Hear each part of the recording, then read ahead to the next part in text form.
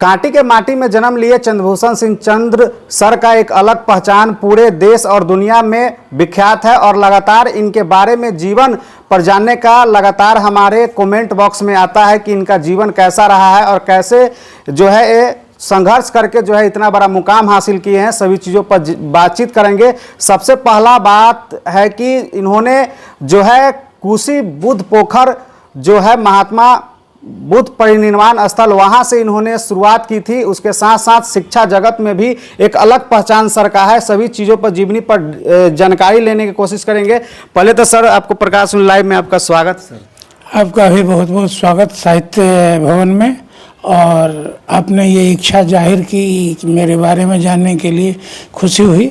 और जब दिवस का अवसान समीप हो, गगन है लोहित हो चला, तो ऐसे में अब इस उम्र में जो चौथेपन में अपने जीवन के बारे में बताना कि अपना कार्यक्रम क्या रहा, कैसे रहा, वो अच्छा लगता है। और मैं आपको बताऊं कि 1972 से मैं शिक्षण कार्य में हूँ। 1972 से ये 2010 तक मैं लगातार शिक्षण कार्य में रहा, विभिन्न विद्यालयों में रहा। अंतिम विद्यालय मेरा कुशी रहा, जहाँ मैं भवन निर्माण के क्रम में खुदाई जब कराई थी तो खुदाई के क्रम में मृदघट मिले थे, बहुत सारे एंटीक्विटीज़ मिले थे, बहुत सारे ये क्या कहते हैं मिट्टी के पात्र मिले थे जो पौराणिक समय में था। और 1961 से वहाँ की बात चल रही, 1961 से वहाँ की खुदाई और वहाँ के बारे में लोग जान रहे हैं। तो मैं तो गया 2004 में, 2005 या 7 में मैंने भवन के लिए खुदाई कराई। और जब खुदाई वहाँ की हुई तो उसी क्रम में इसकी सूचना मैंने जिलाधिकारी को दिया। जिलाधिकारी के 3 पत्र आए। एक पत्र आए थाना के नाम से, एक पत्र आए सीओ के नाम से और एक मेरे नाम से कि खुदाई से प्राप्त जितनी सामग्रियां हैं उसको संग्रहित रखी जाए। तो वहाँ से कार्यक्रम शुरू हुआ। और वहाँ से उसके पहले भी साहित्य लेखन हुआ था। मैं अगर प्रारंभ से आपको बताऊं तो मैंने यथावत नाम के एक पत्र का प्रकाशन शुरू किया था कांटी से। यथावत नाम के एक पत्र का, जिसके साप्ताहिक पत्र था, 8 पृष्ठ का पत्र था। और उसके प्रकाशन के बाद, उसी के प्रकाशन के क्रम में, हालांकि राकेश जी ने कई बार कहा कि सर उसके किसी अंग की एक प्रति भी होती तो ऐसा होता। खैर अखबार में, पत्रिकाओं में, ये सब में यथावत की चर्चा तो है, यथावत की चर्चा है। लेकिन आर्थिक अभाव में 8 अंक निकलने के बाद वो बंद हो गया। बंद हो जाने के बाद पुनः हम लोगों ने और कार्य किया, जैसे पुष्पांजलि नाम के कविता संग्रह का प्रकाशन हुआ। पुष्पांजलि नाम के, उसका संपादन किसी दूसरे ने किया, उसमें मेरी रचना थी। उसके बाद पहली लघु कथा 1981 लघु कथा की पुस्तक 1981 में आई, बनफूल जी, जिसका दाम मात्र 3 रुपया था। उसके बाद जो लघु कथा की पुस्तक आई वो आई 84 में, मिट्टी की गंध। मिट्टी की गंध कुछ किताबें अनुपलब्ध है, समझेगी ना, मिट्टी की गंध। और उसके बाद ये 2012 में कहीं अनकही लघु कथा संग्रह आया। इस बीच में यात्रा संस्मरण हुआ। यात्रा संस्मरण के बारे में विशेष क्या बताऊँ? यात्रा संस्मरण के बारे में बताता हूँ कि हर लोग यात्रा नहीं कर सकता, और जो लोग यात्रा करता है हर लोग लेखक नहीं होता, कवि नहीं होता जो उसको किताब रूप दे। तो यात्रा संस्मरण बहुत कम लिखे गए हैं। फिर भी वो मनहर यात्रा करके वो किताब आई, जिसके रचनाओं का संकलन राकेश ने किया था, कुमार राकेश ने जिसका संकलन किया और उसका प्रकाशन हुआ। उसके बाद महात्मा बुद्ध पर जो खुदाई के क्रम में जाए तो किताब जब निकला तो उसको डॉक्टर सीपी ठाकुर ने उसका विमोचन किया। डॉक्टर सीपी ठाकुर तब अति में हुआ करते थे, अब तो उनका बेटा पॉलिटिक्स में है, वो तब हुआ करते थे तो उनने किया था। और इस तरह किताबों की रचनाएं हुई। और अब साहित्य भवन में साहित्यकारों की जीवनी से लोगों को प्रेरित करते हैं और चाहते हैं कि लोगों में वो क्या कहते हैं साहित्य के प्रति अनुराग जगे। और आप जो इनकी तस्वीर देख रहे हैं, और आप तस्वीर देख भी सकते हैं। ये इनकी तस्वीर जो देख रहे हैं कबीरदास की, अगली जयंती कबीरदास की जस्ट पूर्णिमा को हम लोग मनाएंगे। पर इच्छा थी कि इनकी जयंती मनाने के पूर्व हम लोग एक बार मगहर चलते, जहाँ इनने प्राण त्यागा था। लेकिन अब देखिए क्या संभव है। लघु कथा जो संग्रह जो लिखा गया था, इसमें क्या कुछ सबसे इम्पोर्टेंट जो बातें हैं जो लोग जानना चाहते हैं? लघु कथा में सबसे बेस्ट क्या चीज़ है इसमें?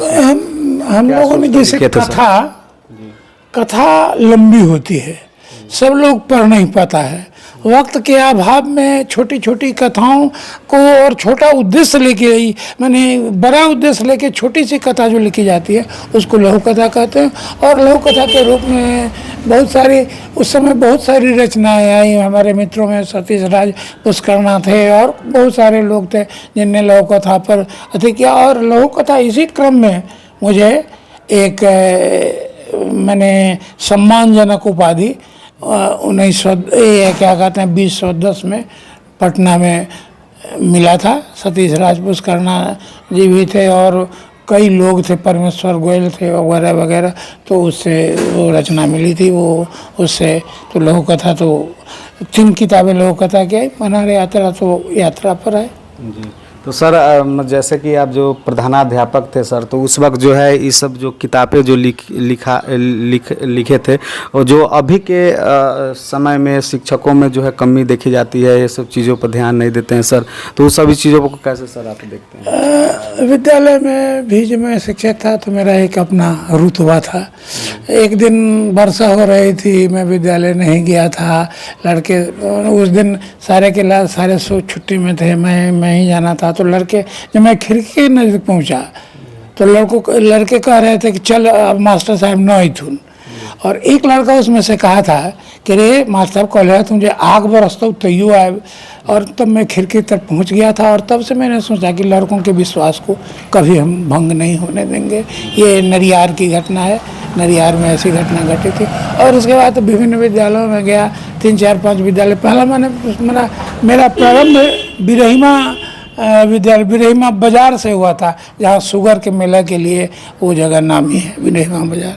आगे सर क्या कहेंगे? नूतन साहित्यकार लगातार जो है सभी चीज़ों पर आप जो है प्रकाशित होता है खबर अखबार, सर क्या लग रहा है, उम्मीद क्या देख रहे हैं? मैं तो ये सब काम स्वांत सुखाय करता हूँ, लेकिन अगर समाज को भी इससे सुख हो। आजकल साहित्य के प्रति अभिरुचि कम है, भौतिकवादी युग है, लोग पैसे के पीछे पड़े रहते हैं। आज तो साहित्य के प्रति अभिरुचि ही कम है।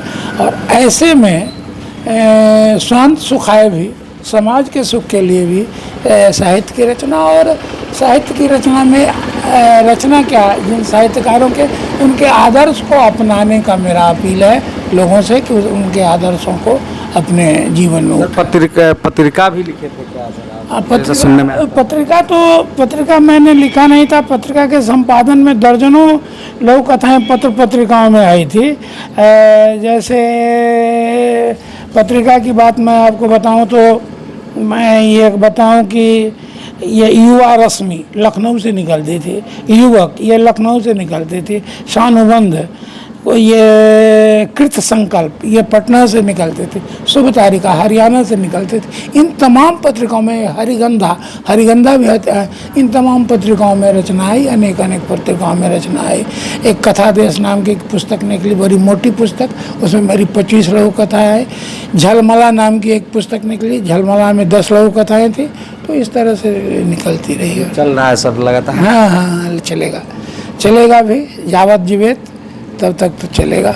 और देखिए सर हमारे साथ खास बातचीत करने के लिए थे, और कैसा लगा खबर हुई आप लोग कमेंट करके बताइएगा। और सर का जो जीवनी था संक्षिप्त में बताने का हमने कोशिश किया है, और आगे भी जो है विस्तार से जो है 1 सप्ताह के बाद जो है आपको पूरा सर का विस्तार से पूरी जीवनी पर जो है जो स्पेशल एपिसोड होता है वह बनाकर हम आपको बताने की कोशिश करेंगे।